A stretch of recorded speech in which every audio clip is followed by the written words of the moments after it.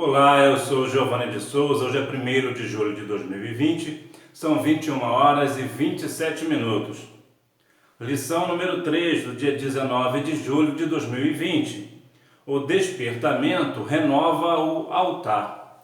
É interessante falar sobre renovação do altar, que quando nós vamos fazer, pelo menos quando eu fazia fogueira, quando eu queria colocar mais fogo, queria fazer algo melhor, eu sempre tirava a cinza que restava da fogueira que eu tinha feito no dia anterior. Já contei aqui que eu sempre fazia fogueira todos os dias na casa da minha mãe.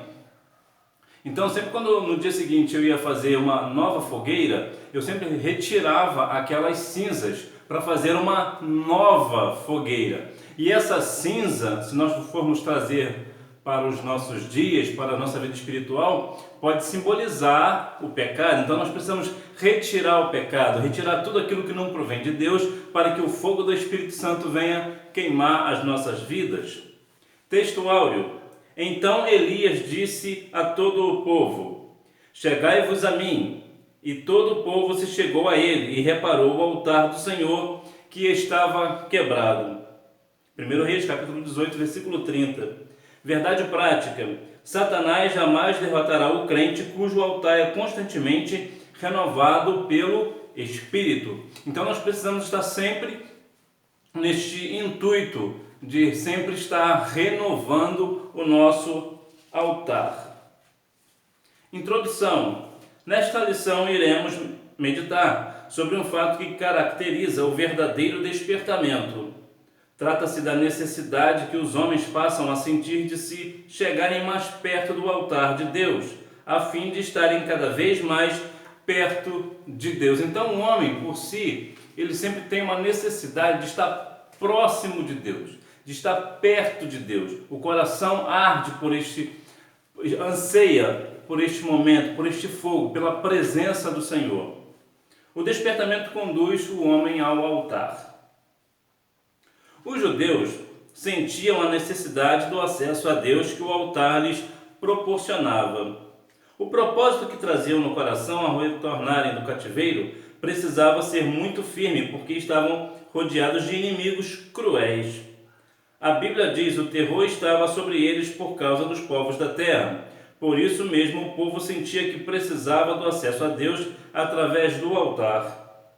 Este será o holocausto contínuo perante o Senhor, onde vos encontrarei, para falar contigo ali. Os judeus agora almejavam estas bênçãos através do altar. O altar, ele nos remete à questão do despertar, de sermos cada dia mais espirituais.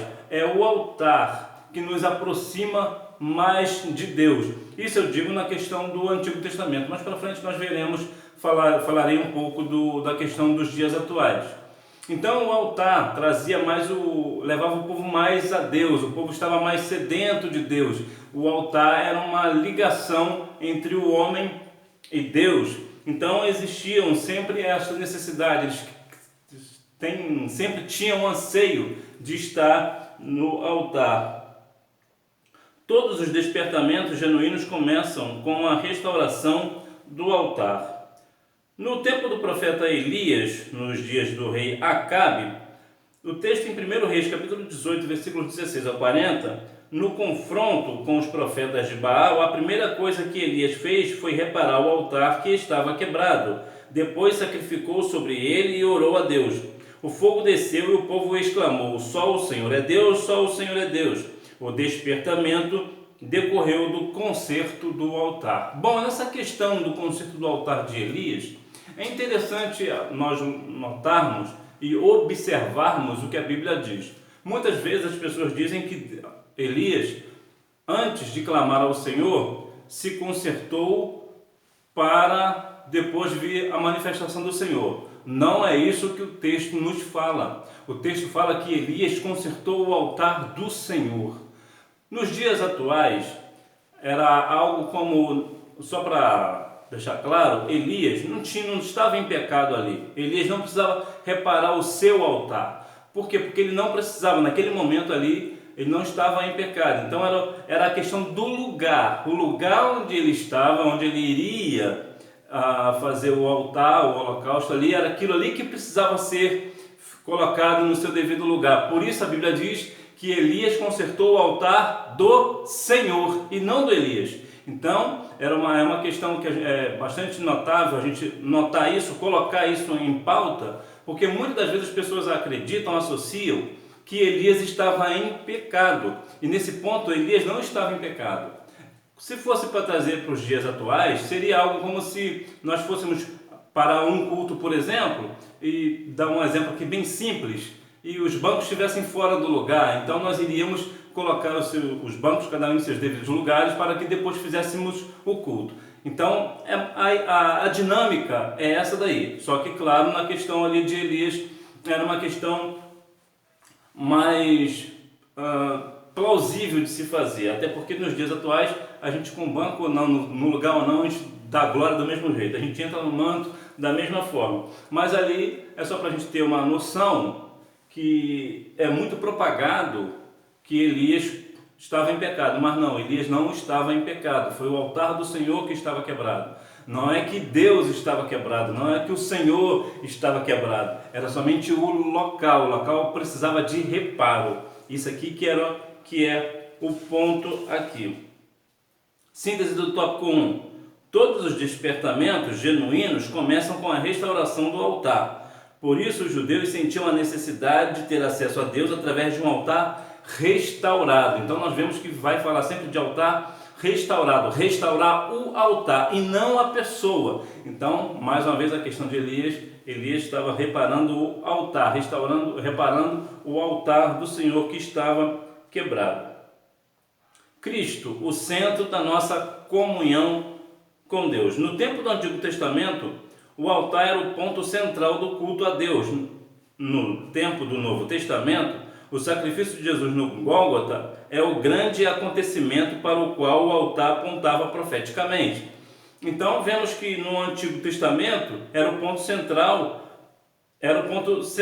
né, a questão do altar. Hoje, o nosso principal, o ponto é Cristo. Então nosso coração vai diante a Cristo, nós glorificamos ao Senhor. Esta seria a principal diferença entre o Antigo e o Novo Testamento, se falando de altar, ou seja, o Senhor, ele foi crucificado na cruz do Calvário, ele se ofertou em holocausto a Deus e ele foi o próprio ofertante, ele foi a oferta e o ofertante na cruz do Calvário. Então, o nosso culto hoje é a Cristo.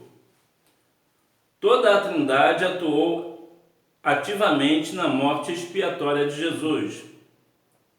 O Pai Celestial, antes da fundação do mundo, o Pai planejou a obra redentora com o sacrifício de seu Filho. Na consumação dos séculos, enviou o seu Filho. O Pai participou diretamente do drama do Gólgota. Em outras palavras, Deus já no seu pensamento, no seu propósito, já havia feito o plano da redenção. Então Deus participou diretamente, porque antes da fundação do mundo, Deus já tinha preparado o sacrifício de Jesus na cruz do Calvário. Cristo, o Filho de Deus, entregou-se em oferta e sacrifício. Ele levou nossos pecados sobre o madeiro e padeceu para levar-nos a Deus. Dois pontos aqui interessantes.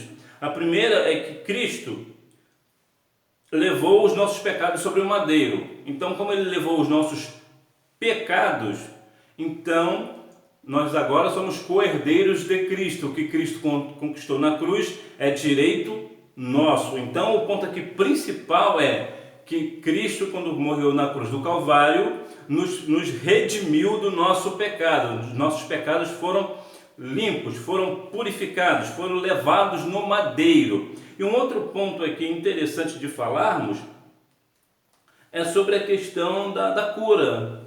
Quando Cristo morreu na cruz do Calvário, pelo seu corpo nós temos a saúde, nós somos curados de nossas enfermidades.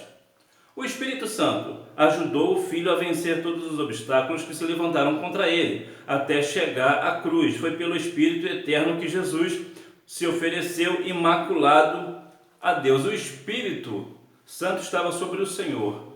Então o Pai, o Filho e o Espírito Santo, ambos, todos juntos, no mesmo propósito, fez com que cada um participasse de uma forma direta da crucificação de Cristo e assim nós termos a nossa salvação na pessoa de Jesus. O Espírito Santo quer, pelo despertamento, mostrar aos homens a grande vitória de Jesus no Gólgota. O Espírito Santo quer iluminar o entendimento dos homens para esta grande realidade. Depois de seres iluminados, suportastes grandes combates de aflição. Então vemos que o Espírito Santo quer iluminar o entendimento dos homens. Entretanto, a Bíblia vai falar, 1 Coríntios 4,4, que o Deus deste século cegou o entendimento dos homens. Então as pessoas acabam não dando lugar ao Espírito, não endurecem os seus corações quando o Espírito Santo, mas o desejo que o Espírito Santo é iluminar. A Bíblia vai falar, João 16,8, que o Espírito Santo convence o mundo do pecado, da justiça e do juízo. O Espírito revela, iluminando os olhos do nosso entendimento para que saibamos a grandeza de seu poder sobre nós, que manifestou em Cristo ressuscitando dos mortos. O Espírito Santo revelou a Pedro que Jesus era o Cristo, o Filho do Deus vivo. Então, é o Espírito Santo quem revela. Ninguém pode falar de Cristo se pelo Espírito não for revelado. O Espírito ensina as profundidades do vitupério da cruz, quando Jesus, na estrada de Emaús, explicava aos seus discípulos o que as Escrituras escreveram sobre a sua morte. Os corações deles ardiam. Então o Espírito ele nos ensina a profundidade, ele toca no nosso coração, ele que nos faz entender as questões sobre explicar a questão do Evangelho em nossa vida, o amor de Deus por nós. O amor explica, o Espírito explica o verdadeiro significado da morte de Jesus na cruz sobre o infinito alcance do brado: está consumado. Deus confirmou esta palavra de seu Filho, fazendo rasgar o véu de alto a baixo, mostrando à humanidade um novo e vivo caminho que havia sido possível pelo véu, isto é, pela carne de Jesus. Por meio desta vitória, os principados e potestades satânicos foram despojados e Jesus triunfou sobre eles na cruz. Por isso temos nele a vitória. Pela fé em Jesus Cristo podemos vencer o mundo. Por causa do brado está consumado, a justiça de Cristo agora é oferecida gratuitamente àqueles que crerem em Jesus. Então o Espírito acaba explicando, deixando-nos claro. Então, para todo aquele que chegar a Cristo de maneira nenhuma será lançado fora. E o Espírito Santo que toca no coração do homem para que ele venha aceitar a Cristo como verdadeiro Salvador de sua vida. O Espírito penetra todas as coisas. A luz da glória de Cristo revelada na cruz é uma luz que tudo manifesta. Quando esta luz ilumina o painel da nossa consciência, como aconteceu com o profeta Isaías, sentimos o grande peso dos nossos pecados e pelo Espírito Santo somos despertados e levados ao arrependimento. Eu lembro que certa vez o pastor Nilson do Amaral Fanini, eu lembro até a data, foi dia 10 de outubro de 1993, ele disse num programa de rádio o seguinte: se você não sente o fardo do pecado, você é uma pessoa simplesmente morta. E as pessoas hoje parecem muitas das vezes não se importar com o peso do pecado, não sente mais o pecado. Mas o Espírito Santo nos leva ao arrependimento dos nossos pecados. As pessoas se arrependem. O povo se arrepende quando é tocado pelo Espírito Santo, porque o Espírito Santo faz com que nós nos arrependemos daquele nosso passado de pecado. Síntese do tópico 2. No Novo Testamento, Cristo tornou-se o centro da nossa comunhão com Deus através de sua morte expiatória, trazendo redenção a todos os homens. Não temos mais o altar como nosso ponto central de culto a Deus, como no Antigo Testamento. Então, Cristo é o centro, Cristo é o ponto, é o nosso alvo. Então, precisamos glorificar e exaltar o seu santo e poderoso nome. Cuidado com as imitações. Também em nossos dias aparecem movimentos que são imitações baratas do verdadeiro despertamento. Muitos destes movimentos empregam técnicas avançadas de dominações psicológicas. Estes avivalistas ou especialistas sabem com suas técnicas dominar o auditório e podem fazer o público rir, chorar, jubilar, pular, bater palmas, etc. Também até imitar o batismo no Espírito Santo, ensinando o povo a falar em línguas. São, porém, experiências sem nenhum poder e sem a menor reverência. Nos dias que vemos muitas das vezes situações tais como esta. Pessoas que muitas das vezes, líderes, ou seja lá do que for, pastores, se denominam pastores, mas na verdade não são, que imitam ou tentam imitar de alguma forma o Espírito Santo e até mesmo o batismo com o Espírito Santo. Levam com suas técnicas humanas o povo ao delírio, lugares onde muitas das vezes as pessoas batem palmas, não que seja um pecado, mas eu digo pelo contexto, as pessoas batem palmas e gritam, assoviam e muitas das vezes tem até consumo de bebidas alcoólicas e dizem que é um culto a Deus. Não, não é um culto a Deus. Isso não tem nada de renovo, isso não é renovar o altar, isso não é um despertamento. Na verdade, isso é uma heresia, uma mentira desses falsos profetas, desses falsos pastores, falsos líderes. Por quê? Porque é o Espírito que convence o homem do pecado, da justiça e do juízo. Ora, se alguém está num lugar desse, fazendo uma anarquia, fazendo algo como a Bíblia vai falar que tudo tem que ser feito com decência e ordem. E aqui são duas coisas que não tem, decência e nem ordem. São roupas completamente sensuais e uma falta de ordem. Não é assim que o Espírito Santo usa, não é assim que ele se manifesta. Não é desta maneira que vemos e sentimos o Espírito Santo. O Espírito Santo, como o nome já diz, ele é santo. Então o lugar onde ele atua é um lugar de santidade. E aqui não tem nada de santo nessas questões que eu acabei de mencionar. Então, muitas das vezes as pessoas são levadas por gritos, emoções da carne e acham que é o Espírito que está atuando. E até, às vezes, até dentro de igrejas, de templo, pessoas que estão sendo levadas por sua própria emoção, por coisas do seu próprio coração, e falam coisas que não tem nada de Deus, e muitas das vezes nesses cultos sequer mencionam a palavra do Senhor, sequer fazem uma leitura devocional, sequer usam a Bíblia para fazer um culto. Então por aí você vê que realmente não tem nada do Espírito Santo neste negócio. Deus não está neste negócio. Isso é a questão da imitação. Síntese do tópico 3. O estudo sistemático da Bíblia é necessário para identificar os movimentos que não têm as características do verdadeiro despertamento espiritual. Então, vemos que somente pela palavra do Senhor, e é uma coisa bastante interessante, porque se nós formos voltar sobre a questão de Elias, tem algumas coisas bastante consideráveis. Por exemplo, naquela época de Elias, não existia, estava com uma falta de água naquela época. Entretanto, Elias falou para jogar água 3 vezes. Mas como vai jogar água se não tem água? Qual é o ponto aqui? Se você for olhar mais adiante, vai ver que Elias esperou o momento da oferta, que era mais à tardinha. O que é isso? Elias foi completamente feliz no que ele estava fazendo. Ele foi muito coerente, o Espírito acabou levando ele. Por quê? Porque ele fez tudo direito. Ele ofertou na hora da oferta e ele deu o que tinha de mais precioso no momento. E o que era? Água. O que é a questão hoje? Hoje nós precisamos dar o nosso melhor para Deus na hora da oferta. E o que é o seu melhor na hora da oferta? Isso é pessoal, é entre você e Deus. É aquilo que está raro, aquilo que está em escassez, aquilo que é difícil de encontrar. Essa que é a oferta.